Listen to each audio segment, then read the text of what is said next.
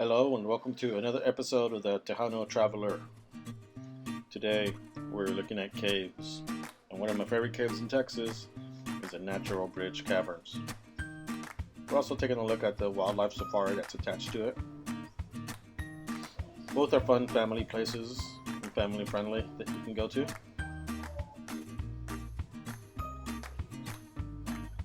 They're both located just north of San Antonio on the Texas Hill Country. As you can see, these caves are beautiful. They've got plenty of stalactites and stalagmites, plenty of columns, plenty of soda straws, all these interesting formations that you can look at. It's all pretty much amazing to just walk in there. It seems like every single chamber, every single turn you make, there's something new and interesting to look at. And it boggles the mind that some of these took thousands and thousands, maybe even millions of years to form. Once again, stalactites come from the ceiling. It's got ceiling. Stalactites and stalagmites come from the ground. Ground. That's the way I always remember it, and that's the way I teach my kids at school, how to remember which one is which. But the place is well lighted for dramatic effect.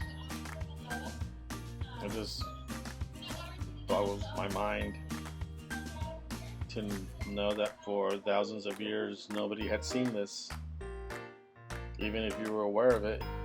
So is something still beautiful even though no one has ever seen it? I don't know. It's kind of weird thinking about it. I'm getting too existential. But my favorite part of the Natural Bridge Caverns is the main room. It's a great big hall. We actually had to walk up. For chubby guys like me, it was quite a workout, but definitely worth it. There's something to see at every corner. Look how huge that is. It's a big, huge, almost like an auditorium. It's amazing that now that this big of a hole was down here. This is the view from the top. Amazing, isn't it? It's definitely worth a visit, so make sure you go. Attached to it on the side is the Natural Bridge Wildlife Safari. There's some baby goats. Baby goats are cute. There's some animals you can feed as you drive around. Some of them want nothing to do with you though, like these right there. And that one's scratching his butt. Most of the time I got ignored. I'm not sure if it was because I smell like cat or because it was super hot that day. I went in the middle of the day. Maybe they're a bit hungrier in the morning or in the evening. Either way, I just drove around and tried to get someone to pay attention to me. It felt awkward being ignored by animals. And then this one finally came along and it's like, okay, I'll munch from your hand. So, he's my favorite. I named him Satan.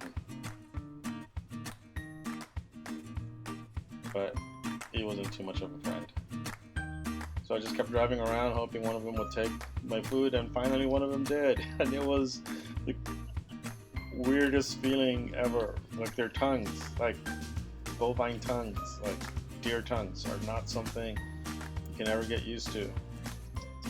And I finally made it to where the ostriches were, and I was hoping they'd try to peck at my face, but he just pretended I didn't exist. So I just had to throw my food on the floor and at least give him something to eat later. But still, it was fun. I recommend going. Even if the animals during part of the day sort of just ignore you. At least Satan didn't.